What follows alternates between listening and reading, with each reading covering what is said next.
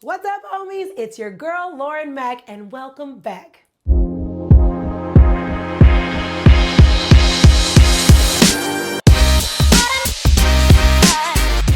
This project was inspired by my girl, Brittany Makes. What's up, Brittany Makes? One of Brittany's recent projects was a mirror that she knocked off from Ben and Aja Blanc. They make incredible home decor products, but it's a little bit pricey. Ben and Aja's mirror was $1,270.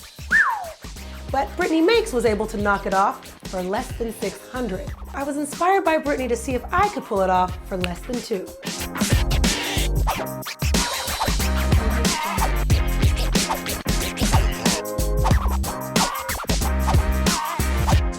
The easiest way to do something like this is to find a flat surface so that you can wrap your yarn around it.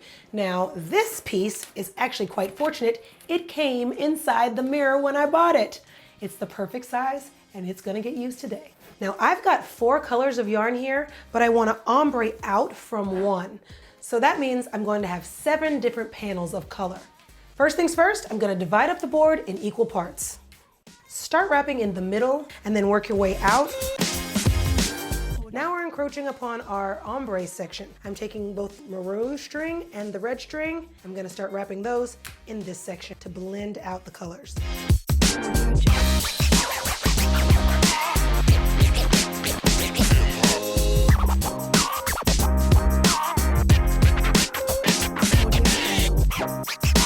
All right, guys, now it's time to add our Velcro. We're just gonna hot glue it.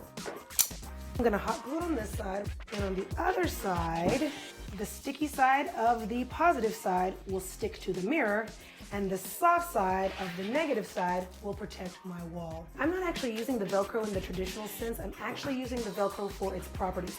I needed something that was a long strip that also had a sticky back and that soft protecting coating so that it's not gonna allow the mirror to rub my wall. So it seemed like the perfect fit. Plus, it's only like $1 a yard. These are my fabric scissors. These are pretty good scissors. You can also use a straight edge if you'd like. This is shrinking like my hair in the rain. Y'all black girls know what I'm talking about, right, black girls? All right, guys, don't trim anything until you get it on the back of the mirror.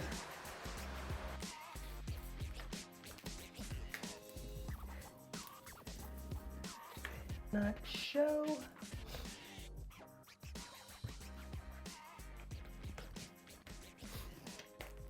Now I just trim these ends, hang it up, and trim the bottom.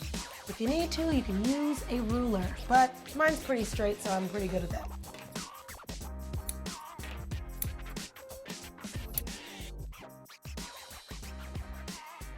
From regular schmegular to totally tubular, this retro mirror is complete.